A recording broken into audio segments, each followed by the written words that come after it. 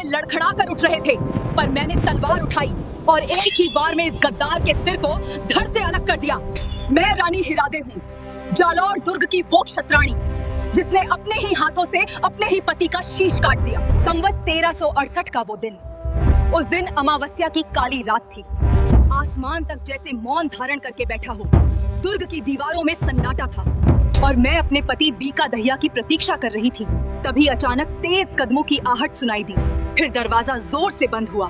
दीपक की मध्यम लौ में मैंने देखा मेरे पति एक भारी गठरी उठाए खड़े थे। उस गठरी से आती धातु की खनक, सोने और आभूषणों की खनक मेरे हृदय में किसी अनहोनी का संकेत बनकर उतर गई। उनकी आंखें आज तलवार जैसी तेज नहीं थीं। उनमें चोरी थी, भय था, अपराध था।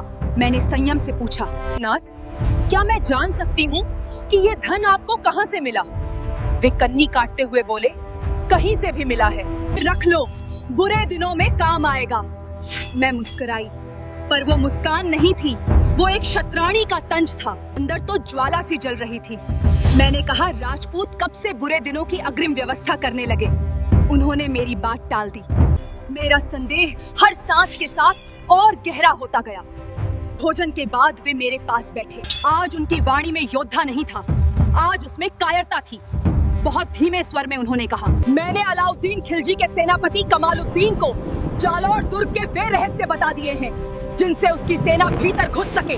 उस पल मेरा शरीर नहीं, मेरी आत्मा कांप उठी। उन्होंने कहा कि इसके बदले मुझे ये धन मिला है। खिलजी जीतेगा तो महाराजा कान्हड़ देव का राज्य समाप्त हो जाएगा और मैं जालौर का नया सूबेदार बनूंगा।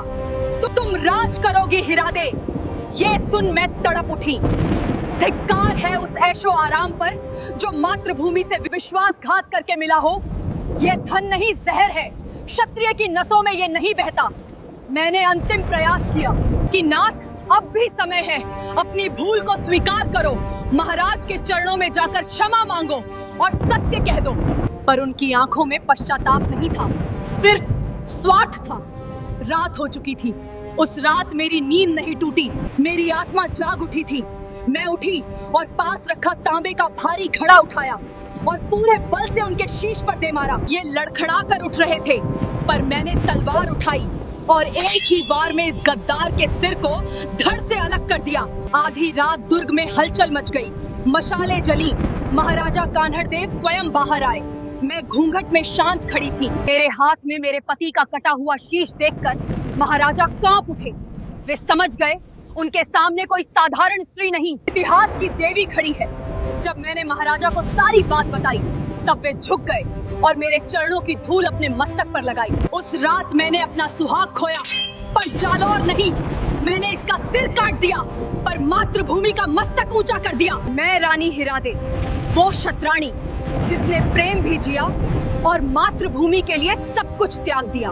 यदि मेरी ये कथा आपके हृदय में ज्वाला जगा गई हो, तो इसे आगे बढ़ाइए।